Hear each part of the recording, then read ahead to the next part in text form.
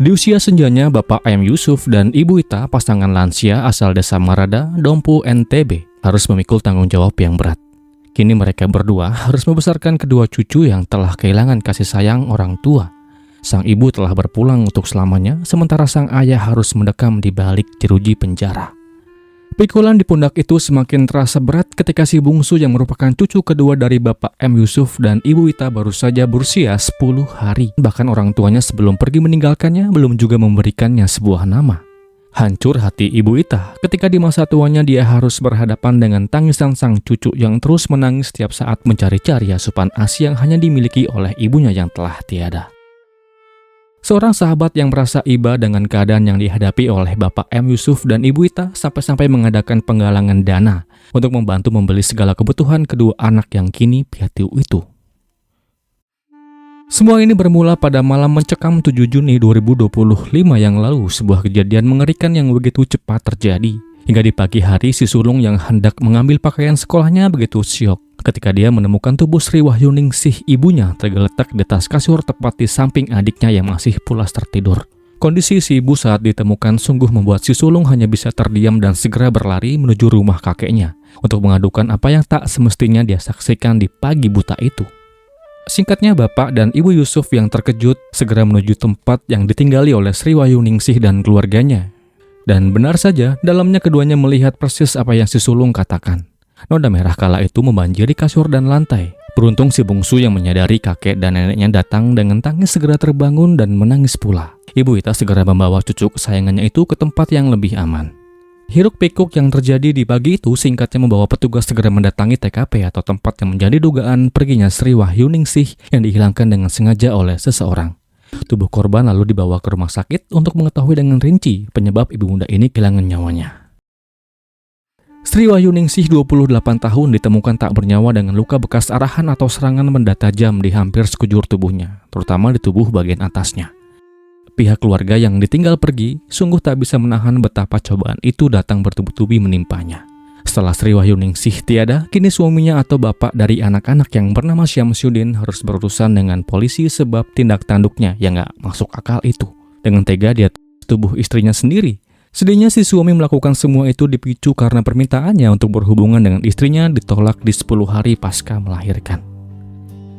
Dan lalu, apa yang sebetulnya terjadi dan bagaimana kisah ini selengkapnya? Jadi, begini.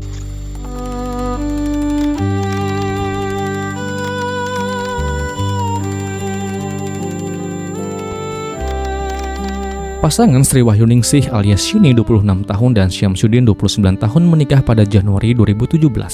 Dari pernikahan bahagia yang telah sama-sama mereka jalani itu, pasutri yang bertempat tinggal di Dusun Nangasya, Desa Marada, Dompu, NTB ini telah diberikan 2 orang anak, yang dimana si bungsu terlahir pada 2025 yang lalu sementara si sulung berusia 8 tahun. Syamsuddin adalah seorang pekerja tambang yang berpenghasilan 9 juta rupiah per bulan yang dimana penghasilannya itu dari keterangan yang pernah disampaikan Syamsuddin diakui. Dia berikan semuanya kepada si manajer keuangan rumah tangga Sri Wahyuningsih alias Yuni istrinya. Kehidupan pernikahan antara Syamsuddin dan Yuni bersembunyi di balik fasad rumah yang sebetulnya bukan milik mereka. Syamsuddin menumpang hidup di rumah ayah mertuanya, Bapak M. Yusuf. Jarak rumah yang hanya terpaut sekitar 10 meter dari kediaman Bapak M. Yusuf membuat konflik pasutri itu mustahil untuk bisa ditutup-tutupi. Sang ayah mertua tahu betul bahwa anak dan menantunya seringkali bertengkar dengan hebat, dan akar masalahnya hampir sama, yaitu masalah hutang. Meski Syamsuddin memiliki pekerjaan sebagai penambang, perannya sebagai kepala keluarga dikatakan sama sekali nggak terlihat.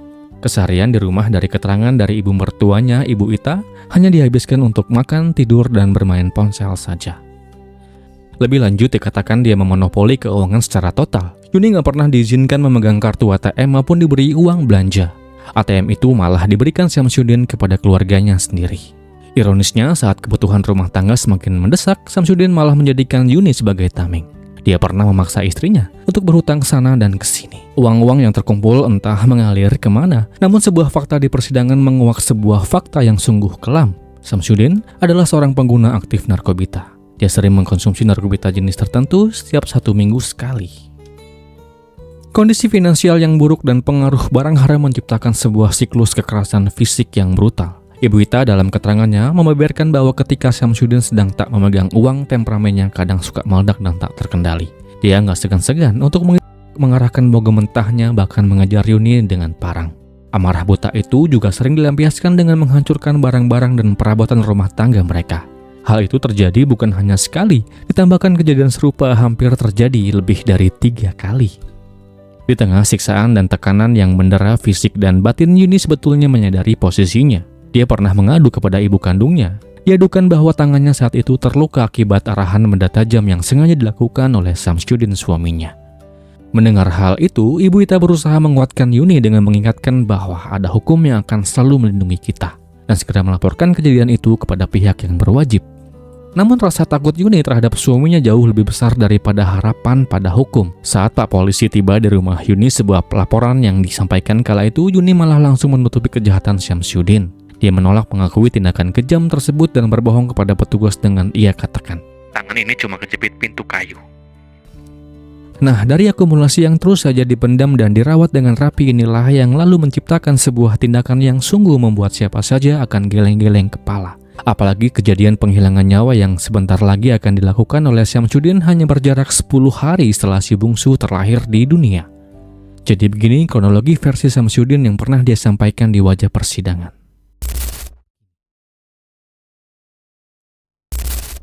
Malam itu pada Jumat 6 Juni 2025, keributan sudah datang di rumah Syamsuddin dan Yuni, dusun Nangasya sejak selepas maghrib. Pemicunya adalah uang 1 juta rupiah milik Syamsuddin yang dipertanyakan oleh Yuni. Namun yang tersisa kala itu hanya 400 ribu rupiah. Yuni yang marah sempat minta uang 200 ribu rupiah untuk beli susu anak. Setelah membeli dan kembali ke rumah, pertengkaran yang terjadi di antara pasangan muda ini terus berlanjut hingga tengah malam. Di tengah kondisi yang panas itu, Arifuddin, teman Syamsuddin yang rumahnya hanya berjarak 2 kali selepetan dari rumah Yuni, mengirimkan sebuah pesan WhatsApp untuk menagih hutang kepada Syamsuddin. Yuni yang sedang emosi dikatakan mengambil alih percakapan itu dengan membalas dengan tuduhan tajam. Ya, di malam itu Yuni menuduh Arifuddin telah menghabiskan uang 1 juta rupiah itu bersama dengan suaminya untuk membeli narkobita. Tidak terima mendapatkan tuduhan yang berdasar, Arifuddin langsung mendatangi rumah mereka pada tengah malam itu juga. Ia datangi rumah itu dan berdiri di luar sambil menunggu Yuni atau Syamsuddin keluar dari rumah untuk konfirmasi tuduhan itu.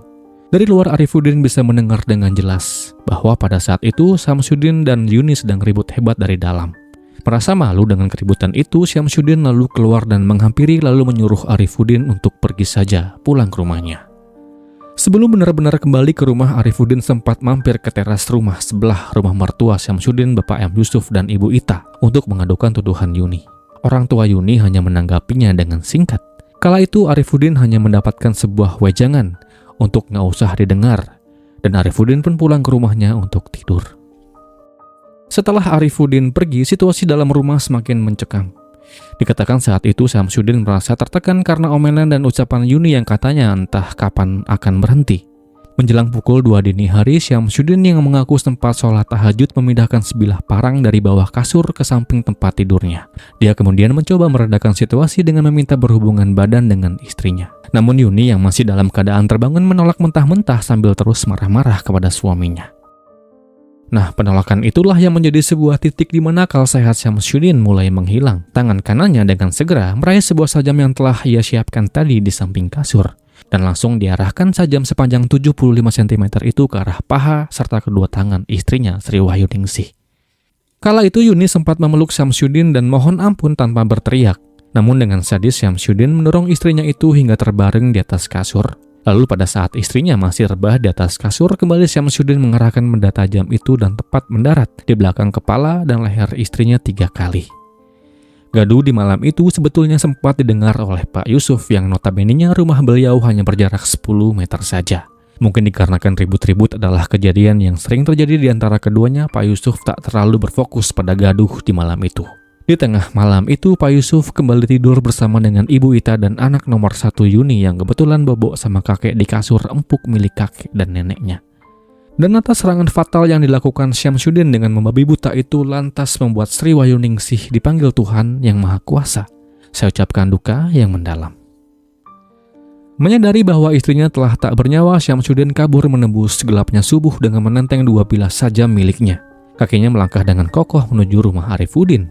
Sesampainya di depan pintu, dia gedor pintu dan membangunkan temannya itu. Arifudin yang membuka pintu kaget bukan kepalang saat melihat Syamsuddin berdiri dengan wajah cemas, bingung, dan memegang 2 buah senjata tajam. Tanpa menjelaskan banyak hal di depan pintu, Syamsuddin langsung meminta tolong agar diantar kabur ke kampung orang tuanya di desa Lepadi, Pajo. Arifudin sempat menolak dikarenakan mobil kehabisan bensin. Namun akhirnya bersedia saat setelah Syamsuddin berjanji akan memberikan uang bensin setelah tiba di tujuan. Setibanya di rumah orang tua Syamsuddin pada waktu subuh, Arifudin diberikan uang 20.000. Setelah mendapatkan uang bensin, kemudian Arifudin pulang sendirian ke rumahnya. Namun di tengah jalan, sial, mobilnya kehabisan bensin, sehingga dia terpaksa tidur dalam mobil sendirian. Baru pada esok paginya setelah mengisi bensin dan berpapasan dengan Ibu Yuni di jalan, Arifudin baru tahu sebuah fakta bahwa semalam ia baru saja mengantarkan seorang pembunuh yang menghilangkan nyawa istrinya sendiri. Arifudin tentu panik dan takut dituduh sebagai komplotan penghilangan nyawa. Dan atas dasar itulah Arifudin langsung bergegas ke polsek untuk mengamankan dirinya dan selesai. Teriakan melengking dari si sulung yang membahana di pagi itu merubah segalanya. Merubah status kedua buah hati Yuni yang kini piatu. Keduanya nggak mungkin lagi akan melihat sang ibu yang begitu mencintainya, kecuali hanya sebuah ukiran nama di atas batu nisan. Proses pengungkapan dan penangkapan yang dilakukan oleh petugas tak terlalu memakan banyak waktu yang bertele-tele. Setelah laporan dan bukti cukup didapatkan, akhirnya singkat kata singkat cerita, Syamsuddin berhasil diamankan di rumah orang tuanya.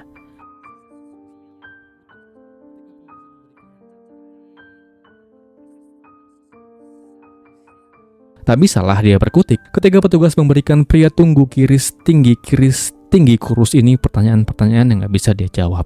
Syamsuddin ditetapkan menjadi tersangka dan dia pun dijerat dengan pasal berlapis tentang penghilangan nyawa. Di dalam persidangan yang kemudian diadakan di Pengadilan Negeri Dompu melalui majelis hakimnya kemudian menjatuhkan vonis kepada Syamsuddin dengan hukuman seumur hidup. Demikianlah kisah ini, semoga akan terus ada pelajaran yang bisa kita ambil dari kisah ini dan kisah ini pun berakhir